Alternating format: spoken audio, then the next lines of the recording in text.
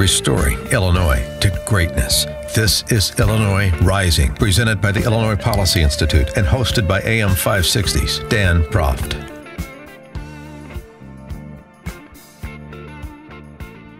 Dan Proft back with Cole Lauterbach, reporter for the Illinois News Network on Hello. this edition of Illinois Rising. And Cole, interesting story came out last week. A couple of Democrat state legislators got in a bit of hot water because they were I spied on the House floor playing games on their iPads. Candy Crush, I think, was the game of choice.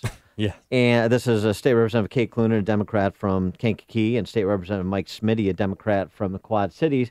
And this was during debate about spending hundreds of millions of dollars on higher education, funding higher ed, which has been one of the sticking points between the governor and the General Assembly. The sticking point being the governor wants an actual revenue source before he's going to pass bills saying something's going to, or sign bills saying something that's going to be funded.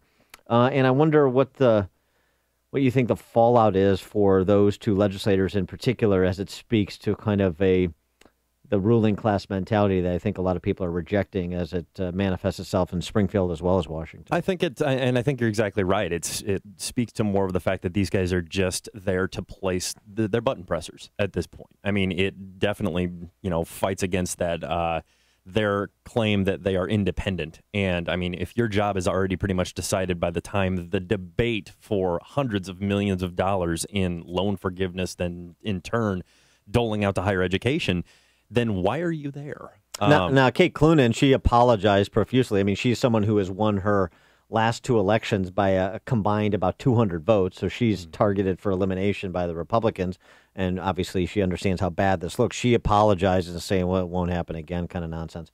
Mike Smitty, on the other hand, basically said, it was over. I knew how I was going to vote. Yeah, he gave me a pretty, I would definitely say there was no mea culpa in there when I spoke with the representative. He said that, well, look, the vote was already decided on, and I had already knew how I was going to vote. We talked about this in committee, and apparently the people of Illinois don't think that your state representatives are capable of multitasking. And I thought, so okay. I can play Candy Crush while I listen to debate, because the interesting part of that response, the phrase, the vote, was decided.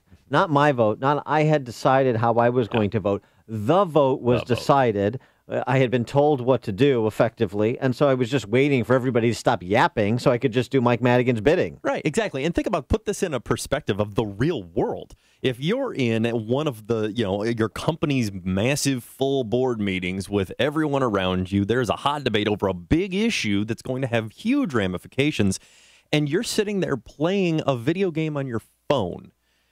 And you can tell me that, well, I'm just multitasking. I mean, really, my job was done at that point. It's kind of an important event because it illustrates something that I don't think a lot of people understand, and this is why you have the disconnect between what people think in terms of what policy should be pursued and what kind of representation they want, and then what they actually do in so many offices.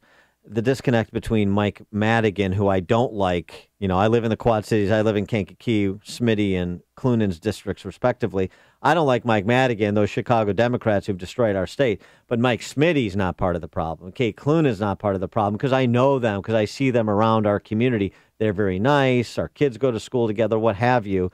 And now what you see, and even Smitty's defiance as you've described it, is they are connected.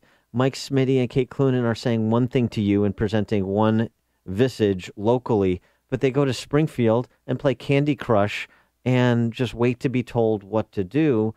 And maybe finally, with an event like this, an incident like this, it brings it home for some of these voters to say on the first Tuesday after the first Monday in November to Mike Smitty and Kate Clunan, game over.